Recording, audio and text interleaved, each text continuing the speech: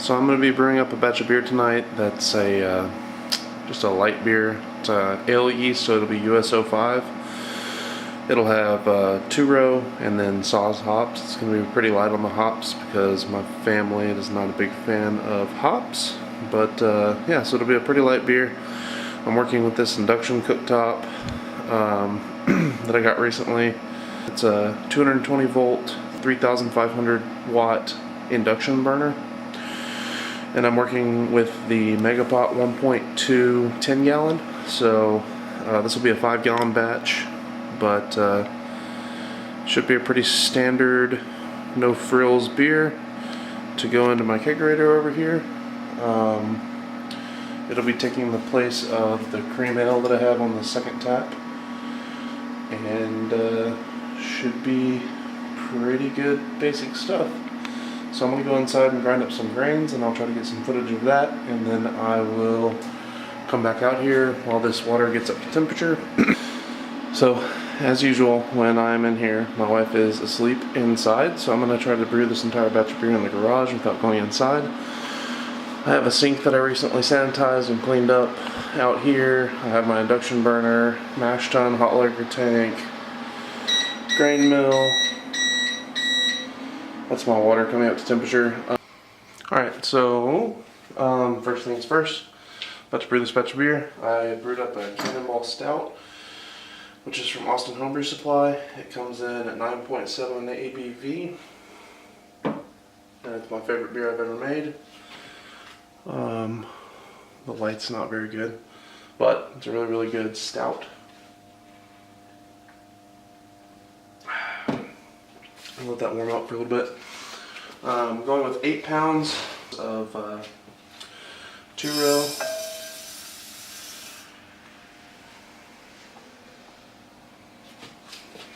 There's 2 pounds. And then I'll grind it as I get a couple more. There's 2 more pounds. The hopper in this should hold 7 pounds, and that's 4, so since I'm halfway there,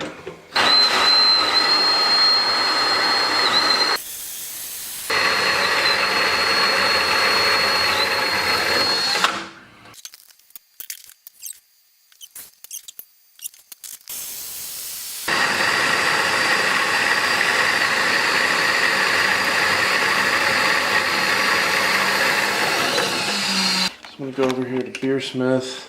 I'll be right back. Okay, so my initial recipe was just two-row, 9 pounds. I'm going to lower that to 8 pounds. It gets me to 4.4% alcohol.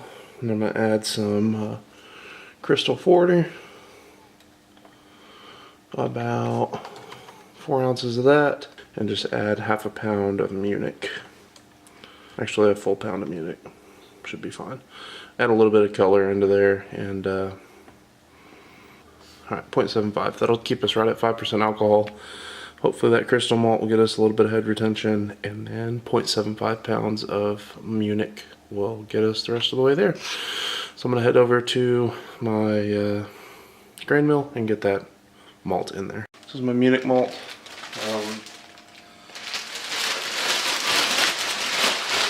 My scale.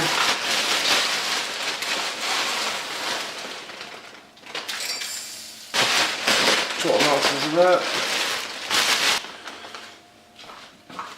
And then here's that Crystal 40. And it was another 4 ounces of that.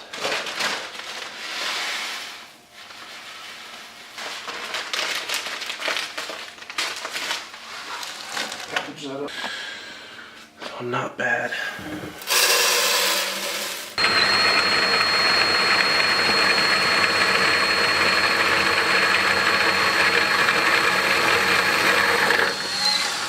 Alright, so our grain bill is in the pot. I'm going to stir that up a little bit and throw it in our mash tun. Our water should already be heated up. I had the induction burner on. It's It's right at 170, so that actually turned out great.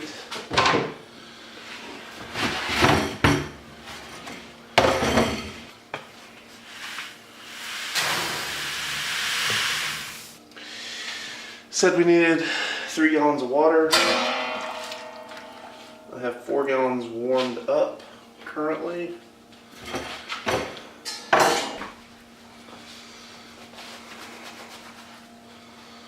That way I can grab the bottom and not burn myself too bad.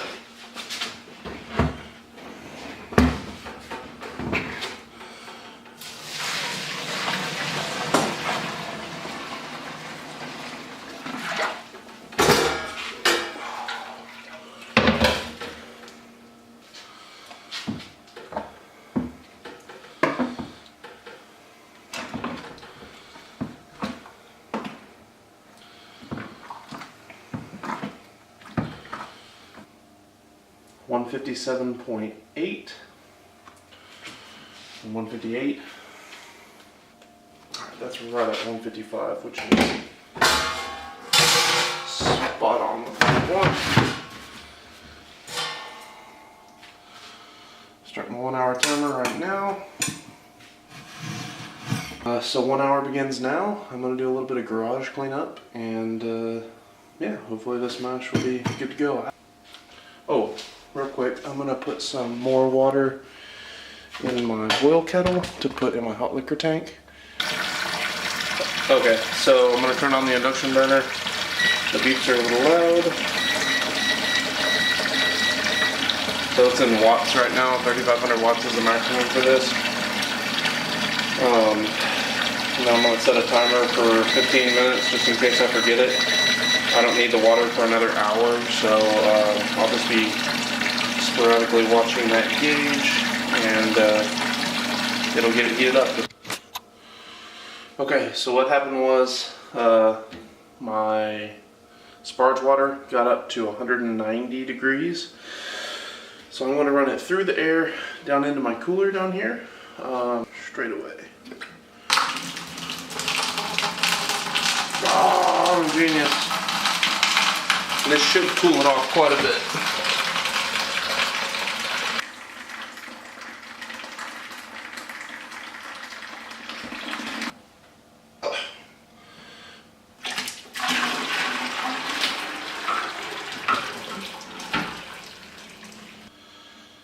Is at 176 degrees. It was showing on there just a second ago. Alright.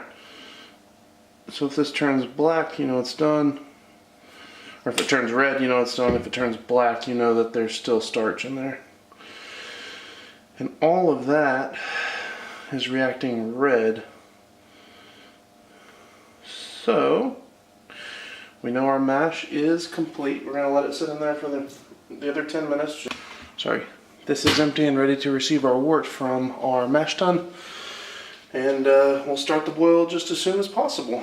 I have the bazooka tube strainer that does an insanely good job of keeping grain husks and stuff like that in there, in the mash instead of in the boil kettle. So this is just going to be a single boil-off, and now it's going in the boil kettle. I'm going to slowly reintroduce this.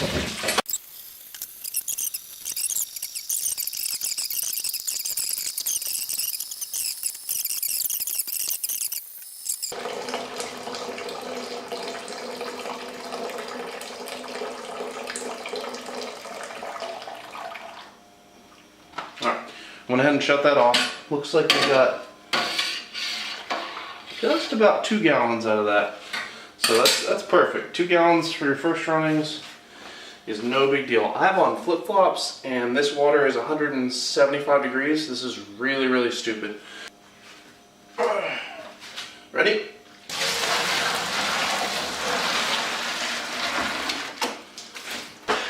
So I'm going to stir this up. Basically this rinses the sugar off of the grains that just turned starch into sugar. And back into the second runnings.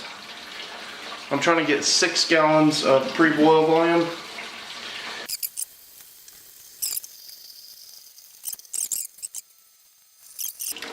Alright, we're coming up on 5 gallons exactly. So I'm just going to let this run out because it looks like there might be another gallon in there. I'm going to pour a little bit right on top. No big deal.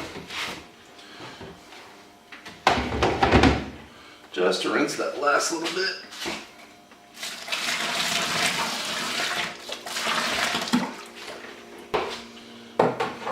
Ready? That's the good stuff right there.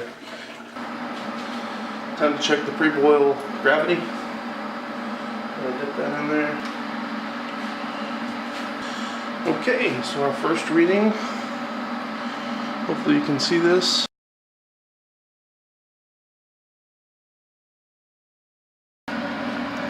Okay, so the boil is about to start. I'm currently sitting at about 190-ish degrees. But yeah, this induction works quick. If you have the means, go ahead and get an induction burner. They are awesome. And now we have a good active boil.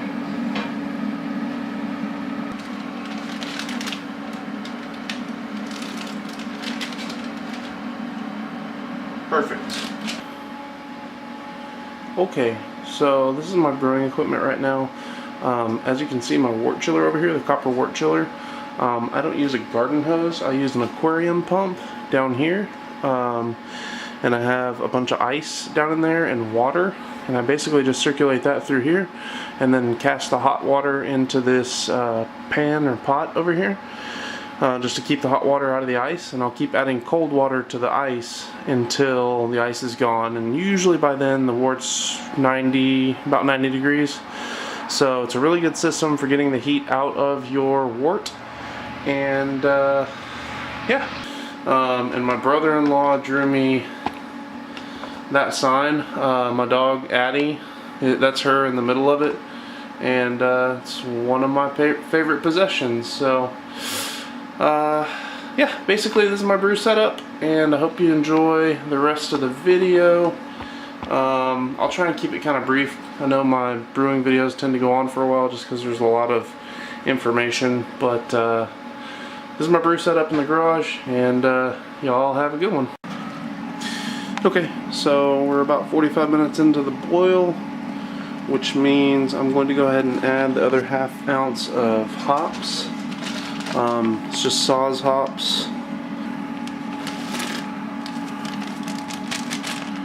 And that's a ½ ounce of that in there. And then, oops, we got the lens a little too close. Okay, so I put the wort chiller in. There's 10 minutes left in the boil. I'm filling my ice chest with water. I'm just using my filtered brewing water right now. But, yeah, so I'll be starting the wort chiller very soon. Okay, so my boil is complete. I'm about to turn off the induction burner and fire up the wort chiller. I have my fermenter sanitized next to it. Just ran a bunch of star sand through the auto siphon and everything. Alright, so that goes off. And then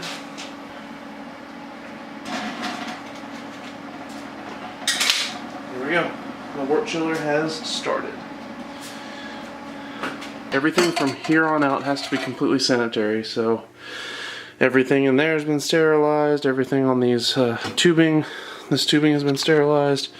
Yeah, so there's basically a pump down in here that's pumping ice water up through these tubes into one side of the wort chiller, then the hot water is coming down and draining into this bucket right here, which is already at, yeah, 140 degrees, so it's pretty wild how much heat it takes out so fast. And we're at boiling and we're already down to about 190 degrees, something like that. So yeah, it's a cool deal, and I'll get back with you whenever it's time to put this in the fermenter. We're down to just above 100 degrees, right at 110. Alright, Alright, time to take this wort chiller out.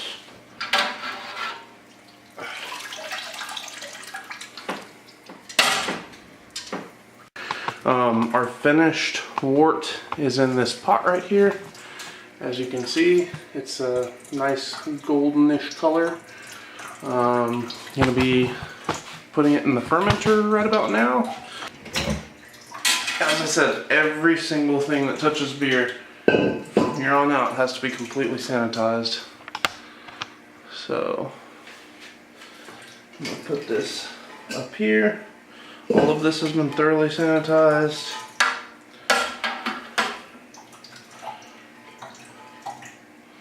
That down in there, and the beer is going into the fermenter. Alright, so the fermenter is almost full. The boil kettle is almost empty. Alright, so that's the batch of beer. And this was a really fun recipe to make just because it was so easy.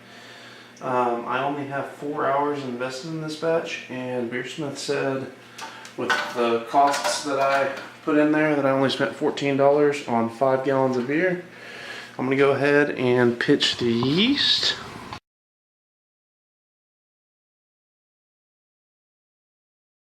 Alright, so this is our, well, wort for now. Beer in a minute.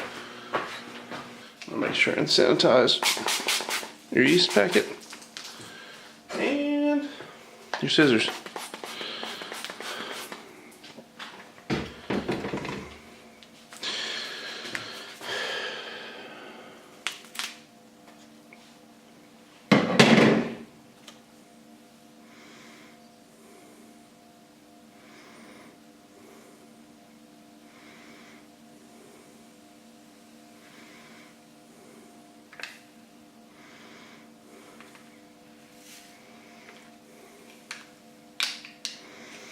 Okay, I'm going to sanitize this lid one more time.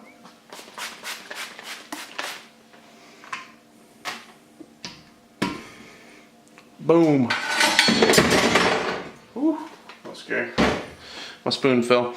Alright, so that's the finished beer. I hope you had a good time watching me brew it. I will put all the equipment I used, the recipe, everything in a little slideshow or in the description below. Please subscribe. I know my channel is called Weldit321, but I like doing the beer videos too. Yeah, so I'll let you know whenever this thing is done, and I'll do like a tasting video. But that is the beer, and I hope you all have a great night. Please subscribe.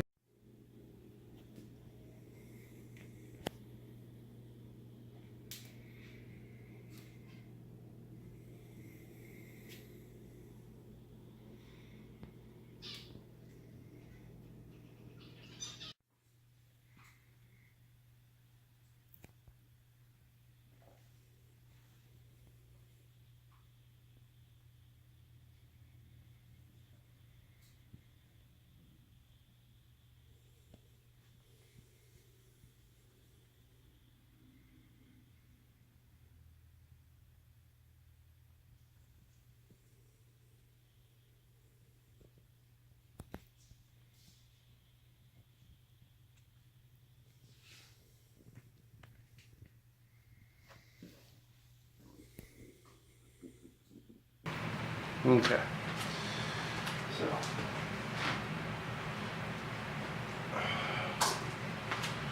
remove the airlock.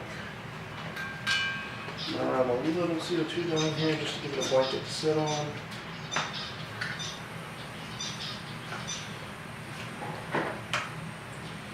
Yet again, everything that touches this beer has to be sanitized, so this might be overkill, but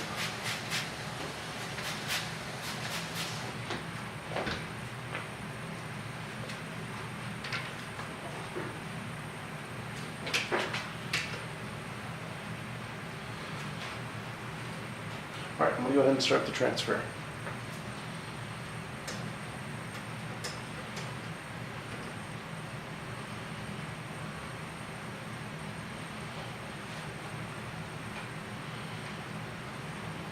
It's a very clear beer. It's exactly what I was going for. Just a clean, crisp beer with ale yeast.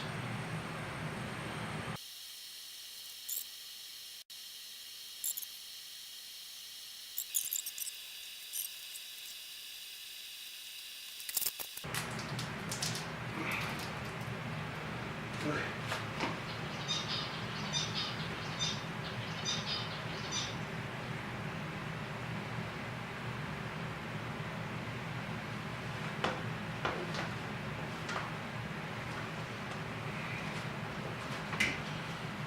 That's the result.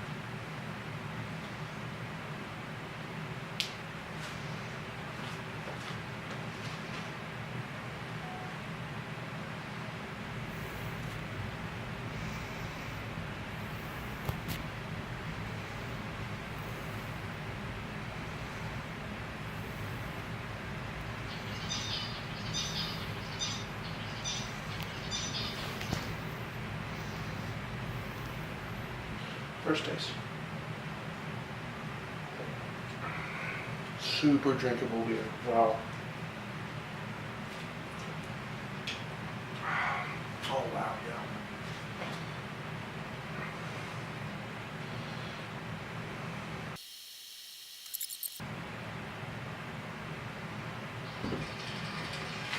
So that's it. That's the last of the beer in the keg. With this lovely foam that we can blend with, put somewhere. Pop this off. Take this hose. Drop the sink. Purge this with some CO2.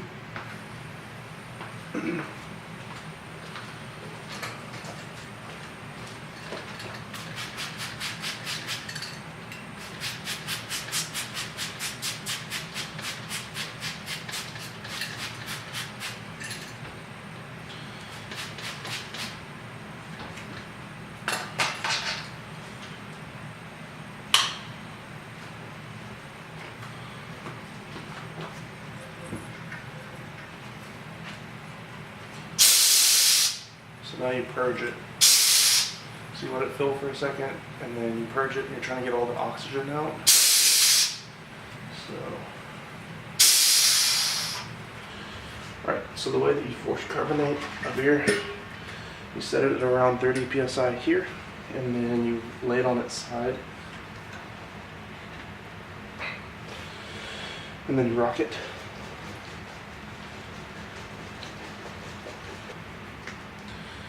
Alright, so I think we're ready for our first test beer.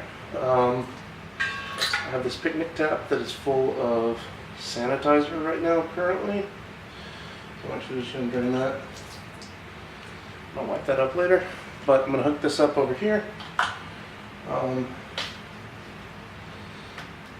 Definitely should have done that at a little pressure. It's on tap number 2 there. And I'm going to pour, it's still pretty hazy, I just kegged it about 2 or 3 days ago. But really light straw color. I use Saw's hops, so you know, it's just a pretty mild beer, which is what I wanted. Came in at exactly 4.7% alcohol, which is great for like a session beer. The carbonation is pretty good so far. I just poured a sample a minute ago, so there's not much head right now, but it'll float up shortly. But you can kind of see the color. It's that golden straw color. It looks like there's no head, but it's well carbonated. I just didn't add enough crystal malt, but that's the beer, and it's pretty good.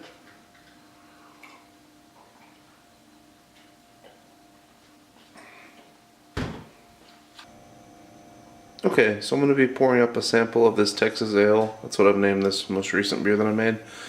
It will be in conjunction with a brew video that I'll be putting out. But I just wanted to do a pour of that and give you kind of my thoughts on it, since I made a full video of the making of that beer. So it's the second tap here. I have a glass.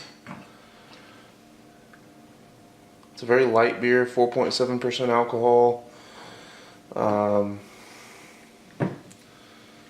It's cleared up nicely. So, yeah, big fan of this beer so far. But, yeah, all in.